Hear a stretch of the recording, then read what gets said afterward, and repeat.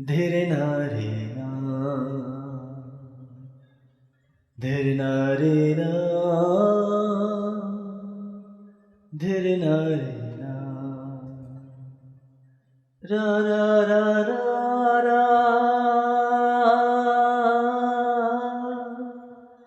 ता रा रा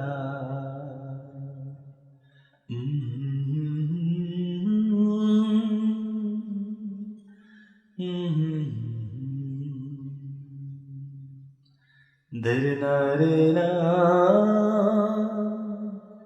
धीरे नारे ना, धीरे ना,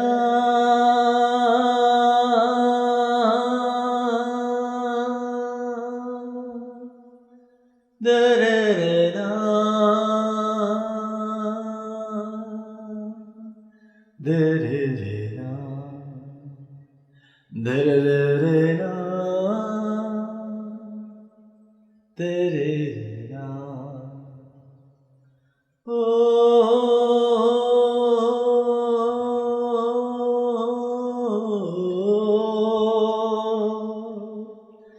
ला ला ला ला ला रा रा रा,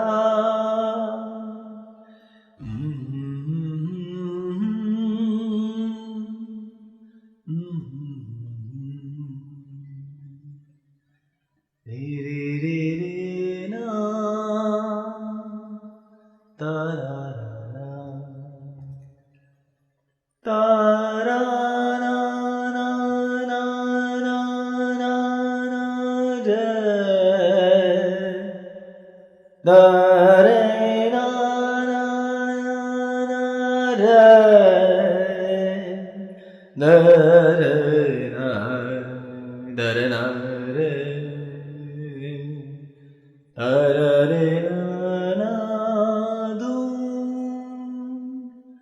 दाना धूम दाना धूम दाना ना ना रे ना धूम ना रे ना। सूक्ष्म तंतु हमारे भीतर है, सूक्ष्म इंद्रियां, ये सब तब मुक्त होती हैं जब मोक्ष की साधना संपन्न होती है। लेकिन मोक्ष की साधना संपन्न होने से पूर्व मूलाधार से लेकर आज्ञा चक्र तक के समस्त चक्रों की साधना नितांत अनिवार्य है। कुंडलिनी जागरण के अनेक क्रम हैं। एक क्रम तो वो है जिसमें लोग हठ योग, लय योग, राजयोग इत्यादि योग के समस्त अवयवों के माध्यम से साधना संपन्न करते हैं। और दूसरा वो तरीका है जिसमें लोग गुरु से अपेक्षा करते हैं कि गुरु शक्तिपात करे, गुरु मार्गदर्शन दे, गुरु अपनी कृपा से ये सब संपन्न करके दे। तीसरी वो रीति है जिसमें साधक स्वयं साधना करता है। हठ योग इत्यादि तो दैनिक उसके लिए क्रियाकलाप होते हैं, लेकिन वो उत्कृष्ट कोटि की हठ योग जैसी साधना करता है। तंत्र, योग, मंत्र और इन सब को मिलाकर एक पद्धति बनती है जिसको मिश्राचार कहा जाता है। जो मिश्राचार है इसको श्रेष्ठ मार्ग कहा जाता है। इसका एकमात्र कारण है जो मैं कई बार दोहराता हूँ, आपको फिर दोहरा रहा हूँ, कि हमें अर्थात गुरु को, मार्गदर्शक को या उस व्यक्ति विशेष को जो आपसे ऊपर बैठा हुआ है किसी कारणवश, वो भी ये नहीं जानता कि ठीक वो कौन सी रीति है जिससे आपके भीतर वो कमल पुष्प खिलने वाला है, ये वो भी नहीं जानता। इसलिए वो एक कुशल कारीगर होता है। जब वो मिट्टी को गूंथता है उसे नहीं पता कि क्या पूरा घड़ा बनेगा, कहीं बीच में कोई कंकड़ तो नहीं रह गया। अपनी तरफ से तो वो छानता है, पूरी कोशिश करता है, लेकिन सारे के सारे घड़े बन ही जाएं ये पक्का नहीं होता, क्योंकि हर मिट्टी का अपना तरीका होता है, अपने उसके अवयव होते हैं, अपनी उसकी पृष्ठभूमि रहती है। तो गुरु मिश्राचार के माध्यम से आपकी साधना पद्धतियों को संपन्न करवाते हैं। इसका एक कारण है क्योंकि आप अपने आप में बिल्कुल निजी हैं। आप जैसा इस ब्रह्मांड में दूसरा और कोई नहीं, क्योंकि आप अपने आप में एक ही हैं और सदा एक ही रहने वाले हैं। तो आपके भीतर के जो तत्व भी हैं वो भी आपके अंदर एक जैसे ही हैं, वो फिर नहीं मिलने वाले। इसलिए गुरु आपको अच्छी तरह जानते हैं, लेकिन पूर्णतया जानते हैं ये दावा गुरु नहीं करते। ये सबसे बड़ी चुनौती एक मार्गदर्शक के सम्मुख होती है। इसलिए जानने के बावजूद, सिद्धियों के बावजूद, अनुभव के बावजूद बड़े से बड़ा गुरु इस बात का दावा नहीं कर सकता। यदि करता है तो वो छद्म है, वो प्रपंच है, वो असत्य है। इसलिए गुरु मिश्राचार नाम की पद्धति को आपके सम्मुख रखता है। तो उसमें मंत्र भी होगा, योग भी होगा और तांत्रिक क्रियाएं भी होंगी।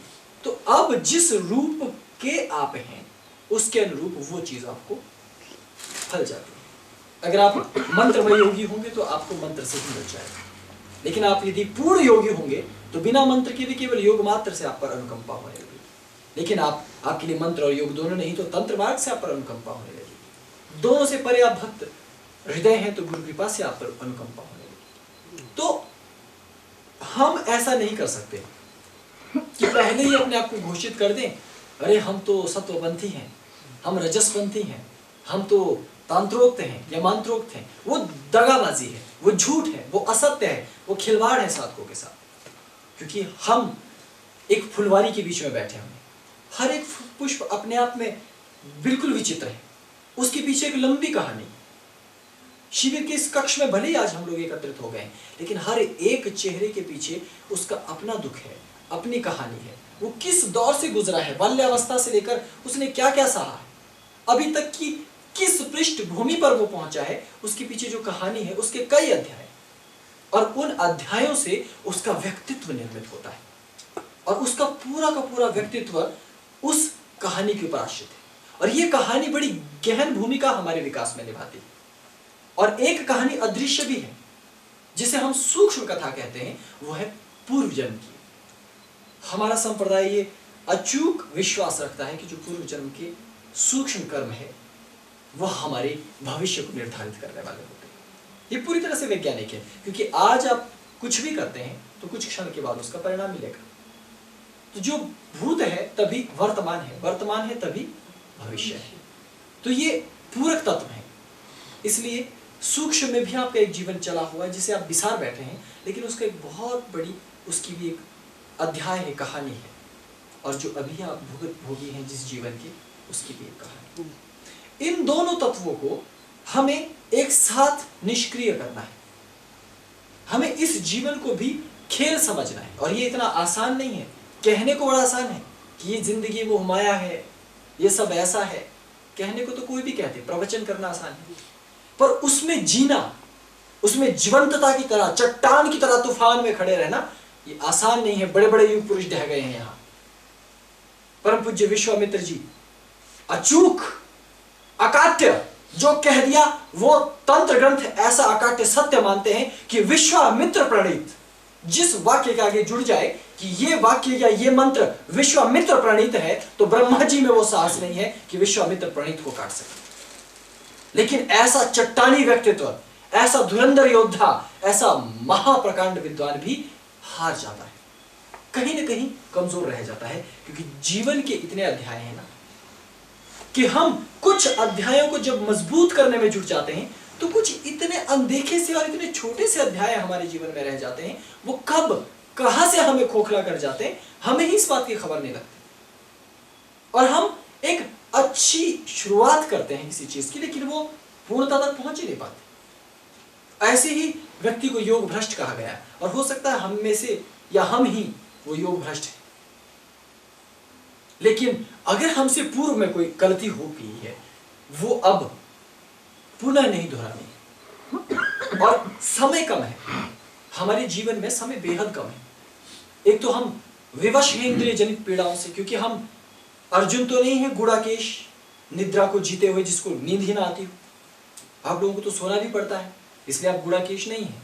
और भगवान श्री कृष्ण की गीता सिर्फ गुड़ाकेश के लिए है, क्योंकि गुड़ाकेश जिसने निद्रा को जीत रखा है, इसका मतलब उसने बाकी इंद्रियों को तो सर्वप्रथम ही जीता है। ऐसे व्यक्ति के लिए ज्ञान देना, उसको समझाना, साधना को करवाना नितांत सरल है। लेकिन हम इंद्रिय जनित पीड़ाओं से सर्वप्रथम ग्रसित हैं। उन सब से मुक्त होना एकदम क्रिया से सफल या संभव नहीं। उसे हमें एक पूर्व श्रृंखलाबद्ध तरीके से चलाना होगा, और उसकी पद्धति और प्रणाली षट चक्रों के भीतर छिपी हुई।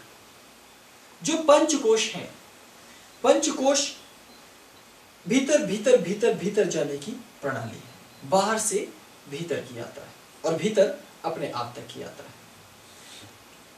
कुंडलिनी उसमें सहायता करती है। लेकिन कुंडलिनी कोई स्थूल तत्व नहीं है कि जिसको मैं अपने देह को चीर फाड़ कर आपको दिखा सकता हूं। वो प्राण ऊर्जा है, लेकिन उस प्राण ऊर्जा को चित्रित किया गया है कुंडलिनी चित्रों के रूप में। वो एक रूट मैप है, जैसे आप लोग यहाँ पहुंचे कि ये रोड है, यहाँ से जाना है, यहाँ से जाना है, इस तरह से। तो जैसे एक नेविगेटर होता है आधुनिक काल में, तो कुंडलिनी का जो डिजाइन है, ये सब चक्र, ये सिर्फ नेविगेटर है, ये है नहीं। लेकिन इसके भीतर की शक्तियां स्थूल और सूक्ष्म दोनों में विद्यमान है, जैसे देवियां और उनके साथ बने उनके तत्पुरुष शिव और शक्ति अभेद रूप में हमारे भीतर है। तो हमारे संप्रदाय में प्राचीन काल से सिद्धों ने एक मिश्राचार की पद्धति अपनाई, और इस मिश्राचार में एक बड़ी ही विचित्र आडंबरपूर्ण शैली है। वो ये कि जो इन चक्रों के मध्य में रहने वाली अधिष्ठात्री शक्तियां हैं, जिनको डाकिनी, लाकिनी, हाकिनी, काकिनी इत्यादि नामों से पुकारा जाता है, और समस्त योग ग्रंथों में इसका विवरण है। ये केवल तंत्र ग्रंथों में नहीं है, योग ग्रंथों में इसका विवरण है। आप अगर कुंडलिनी चक्रों का बृहद विवरण योग ग्रंथों और उसके भाष्यों में देखेंगे तो बृहद विवरण हमारे पूर्ववत आचार्यों ने इसका दिया हुआ है। तो हम उन शक्तियों को अपनी अधिष्ठात्री मानकर साधना करते हैं, क्योंकि हम ये नहीं बोलते कि शिव और शक्ति दो तत्व हैं। शिव चाहते हैं कि जीव का कल्याण हो, इसलिए वो शिव है, लेकिन माया प्रपंच सारिणी है, इसलिए प्रपंच सारतंत्र उन्हीं का तंत्र है। वो प्रपंच रचती है, उनके प्रपंच से कम मैं तो नहीं लड़ सकता, क्योंकि महर्षि मार्कंडेय ने मार्कंडेय पुराण की रचना की, उसमें दुर्गा सप्तशती एक खंड है। उस खंड में माँ दुर्गा स्वयं कहती हैं कि जो मेरे दर्प को नष्ट कर लेगा मैं उससे विवाह करूंगी, राक्षसों को संबोधित करते हैं, क्योंकि वो ये जानती है कि इस पृथ्वी पर क्या, इस ब्रह्मांड में क्या, आदि से अंत तक कोई है ही नहीं जो उसके दर्प को खंडित कर सके। इसलिए यदि हम ये कहें कि माया के विरुद्ध युद्ध करें, हम माया मोह माया से ऊपर उठकर ये इस युद्ध को जीतेंगे, ये मेरे लिए तो संभव नहीं है। मैं हाथ खड़े करता हूं, लेकिन मेरे पास दूसरी रीति है, क्योंकि वो शक्ति मेरी माँ है, मेरी अधिष्ठात्री शक्ति है, मेरी मातृशक्ति है, और कोई भी माँ अपने स्तनों पर विषपान विष लगाकर विषपान नहीं करवाती अपने पुत्र को। ये तो मैंने साधारण मानवीय माताओं की बात कही, जो सकल भुवन की जननी है। उससे तो लेश मात्र कल्पना भी नहीं की जा सकती कि वो मेरे जैसे अबोध अगम बालक के बारे में इस प्रकार से सोचे कि इसको माया में उलझाए रखना है। क्योंकि मुझे चाहिए ही नहीं माया, मुझे चाहिए पूर्ण शाश्वत सत्य। मैं चाहता हूं कंप्लीट इंटेलिजेंस। ह्यूमन ब्यूटी है सिर्फ इंटेलिजेंस, क्योंकि हम चीजों को जानते हैं, हम चीजों को समझते हैं। अगर हमारे अंदर सोचने समझने की क्षमता ईश्वरी ने नहीं दी होती, नील सरस्वती के रूप में वो मस्तिष्क में स्थापित नहीं होती, तो क्या हम इन सब ब्रह्मांडीय संरचना को समझ पाते? क्या हम चंद्रमा पर कदम रखते? क्या हम मंगल पर कोई उपग्रह भेजते? या हम ब्रह्मांड के उस पार के सत्य को जानते? क्योंकि वो सहस्त्र कोटि किरणों वाली, सहस्त्र कोटि इंद्रियों वाली शक्ति है जो हमारे भीतर रचती है। तो हमारा उनसे द्वंद्व नहीं है, क्योंकि वो हमारी मातृस्वरूपा है। तो हम उसी मातृस्वरूपा को क्रमशः कुंडलिनी चक्रों में ध्याते हैं, एक एक शक्ति के रूप में। किंतु इस विश्व को सर्वप्रथम संस्कृत की व्याकरण देने वाले, संस्कृत की वर्णमाला देने वाले हम ही आचार्य लोग हैं, क्योंकि हम ही ने सर्वप्रथम नाद के माध्यम से भीतर ये सुना, एक एक चक्र की ध्वनि को बहुत ही सघनता और गहनता से, और जो जो शब्द सुनाई दिए उसे तालिका में लिखते चले गए, और उनमें से जो अत्यंत तेजस्वी बीज थे उनको कुंडलिनी चित्रों में क्रमशः लिख दिया गया, अंकित कर दिया गया। अब यदि आप इस देवी की सीधी उपासना करते हैं, इसे कहा जाता है तंत्र, वाह्याचार। अब यदि आप इन पर्णों के ऊपर रखे हुए बीज मंत्रों का उच्चारण करते हैं, वो कहलाता है मंत्र। और यदि आप न मंत्र जपते हैं, न इनका ध्यान करते हैं, केवल स्वरूप का ध्यान करते हैं और रंग का ध्यान करते हैं कि वो रक्त वर्ण है, और दृढ़ विश्वास से मूलाधार पर ध्यान लगाए रखते हैं, वो कहलाता है योग। लेकिन हम जिस साधना पद्धति पर अब अमल करने जा रहे हैं वो है मिश्राचार। इसमें हम मंत्र भी जप रहे हैं, हम योग भी कर रहे हैं, हम ध्यान भी कर रहे हैं, और अधिष्ठात्री मातृशक्तियों की वंदना भी कर रहे हैं। इसीलिए हमारी पीठ को रहस्य पीठ कहा गया, शाक्तवाद हमें कहा जाता है, और हमसे प्रेरित होकर जब बौद्ध धर्म यहाँ आया हिमालय की पर्वतों पर, तो वो हमसे बच नहीं सका। विश्व का सबसे प्रतिष्ठित धर्म इस समय बौद्ध धर्म है, जिसको शांति और करुणा का एक प्रमुख धर्म के रूप में उसे माना जाता है। लेकिन जब महात्मा बुद्ध का मौलिक बौद्ध धर्म नीचे से होते हुए हमारी पीठ में से होते हुए तिब्बत की तरफ गुजरा, तो ऐसा कैसे हो सकता है कि पारस के संसर्ग में लोहा आ जाए और वो बचा रह जाए, लोहा ही रह जाए? ये संभव ही नहीं। तो उनके बड़े बड़े भिक्षुक जब इस मार्ग से गए और हमारे योगियों से उनका वास्ता पड़ा, तो संगत का सा तो होना ही था। और उनके पास एक नई विधा और प्रणाली उत्पन्न हुई जो वज्रयान के नाम से आज विख्यात। संपूर्ण विश्व उस वज्रयान को जानता है। वज्रयान हमारी अधिष्ठात्री शक्तियों की, हाकिनी डाकिनी लाकिनी इत्यादि शक्तियों की वंदना करता है। हमारी ही 84 सिद्धों की पर्यायवाची नामों से वासना और पूजा करता है। हमारी ही मातृशक्तियों की, क्योंकि हम मातृ प्रधान उपासक हैं, इसलिए आप वज्रयान में देखेंगे तो केवल और केवल हमारी ही साधना पद्धतियां प्रचलित है। और ये सब जानते हैं कि केवल भारतीय तंत्र में ही ये सब तत्व थे, बौद्ध धर्म में ये तत्व थे ही नहीं, क्योंकि मौलिक रूप से बौद्ध धर्म बिल्कुल ही भिन्न रीति का धर्म है। तो ये सब तत्व हमारे भीतर है। हम उन साधनाओं को उसी रूप में करेंगे और मातृशक्ति को प्रधान रखते हुए, इसलिए हम हाकिनी लाकिनी डाकिनी काकिनी शाकिनी इत्यादि शक्तियों की मौलिक मंत्रों के माध्यम से साधना करेंगे। और स्थूल और सूक्ष्म दोनों ही रूपों में ये शक्तियां विद्यमान हैं। ये शैली हम आप लोगों के मध्य रखते हैं। ये सिद्धों की शैली, सिद्ध पंथियों की। 84 सिद्धों का यहाँ चंबा भरमौर में प्रमुख मंदिर है, जहाँ उन लोगों ने लंबे समय तक साधना की है। और उत्तरांचल में उनका मंदिर है, जहाँ पर बहुत लंबे समय तक उन्होंने अपने आध्यात्मिक ज्ञान और तेज को बांटा है। आज भी महाहिमालय पर सूक्ष्म में वो रहते हैं, यह हमारी मान्यता है। और हम उन्हीं की वंदना करते हुए अपनी साधना पद्धतियों को आगे बढ़ाते हैं।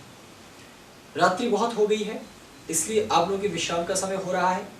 ये आप लोगों को देखना है कि आप लोग कितना समय दे सकते हैं, क्योंकि ये जो भी कुछ दिखाना चाहते हैं वो देख लें। उसमें मंत्र दरअसल लिखित रूप में है, क्योंकि उन मंत्र को उच्चारण में सुबह करवाऊंगा आप लोगों को। लेकिन मैं ये चाहता हूँ कि आप यदि उन मंत्रों को लिख सकें तो आप उसको समझने में आपको आसानी रहेगी। और आप सुबह, क्योंकि जिस समय मैं साधना शुरू करवाऊंगा तो मैं ये नहीं चाहता, अपेक्षा करता कि किसी को वो उच्चारण नहीं आ रहा हो, क्योंकि उससे विलंब होगा। क्योंकि मुझे ये आभास है कि हमारे बीच में जितने साधक हैं वो कम से कम इतनी चेतना तो अवश्य रखते हैं कि वो मंत्र को उच्चारण कर सके सरलता से। तो इसमें कोई भी विकट परिस्थिति नहीं है, इसलिए आप लोगों को उसका अभ्यास करना होगा, उसकी तैयारी करनी होगी कि आप धीरे धीरे उन मंत्रों का जाप करें। वो बहुत ही उत्कृष्ट कोटि के मंत्र हैं और आपको एक और उसे समझना होगा। और मुझे आशा है कि हमारे सदस्यों ने वाद्य यंत्रों की व्यवस्था की होगी और सारे वाद्य यंत्र जो हैं वो यहाँ उपस्थित होने चाहिए सुबह के सत्र में, मंत्रों के बीज मंत्रों के उत्कीलन के लिए। और पूजन की सामग्री सुबह के लिए हमारे आयोजक मंडल जो भी सदस्य हैं वो उसकी व्यवस्थाएं देख लेंगे। इसके अतिरिक्त एक यंत्र होगा, वो मैं इसी समय देना चाहूँगा। वो ये जो साधना है, हमने कहा कि हम कौलाचारी हैं और हम कौल संप्रदाय को मानने वाले हैं, सिद्ध हैं, योगी हैं। हम लोगों के यहाँ आडंबर बहुत होता है, जिसको बाहर के लोग आडंबर कहते हैं, लेकिन वो हमारी रीत है। हम बिना यंत्र मंत्र दिखावा इन सब की पूजा नहीं करते, क्योंकि मेरा ये मानना है जिंदगी मिली है तो अच्छे वस्त्र भी पहनने चाहिए, कभी राख भी मलनी चाहिए, कभी मिट्टी भी लगा के रखनी चाहिए और कभी सनबाथ भी करना चाहिए, है ना। और कभी बहुत लंबे लंबे कपड़े भी पहनने चाहिए, एक जैसे नहीं रहना चाहिए। इसलिए हमारी साधना पद्धतियां विविध विविध प्रारूपों में, लेकिन उसमें रस आता है। ठूठ जीवन नहीं हम जी सकते, ठूठ साधना भी नहीं कर सकते। इष्ट यदि लटका हुआ सा हो, केवल सिर्फ ध्यान की अवस्था में हो, मेरी तरह बैठा हुआ, तो 2 दिन तो मैं अपने आप को भी ध्यान की अवस्था में देख सकता हूँ, 2 महीने देख सकता हूँ, 4 महीने देख सकता हूँ, 1 साल से ऊपर अगर मुझे भी समाधि लगनी शुरू हो जाएगी ना जिस दिन, तो भोलेनाथ को बोलूंगा अब रख मत पृथ्वी पे, है ना। क्योंकि इस जीव का अब इस धरा के लिए कोई योगदान है ही नहीं। अब पूर्णता दे दो और आगे की यात्रा में हमें भेज दो।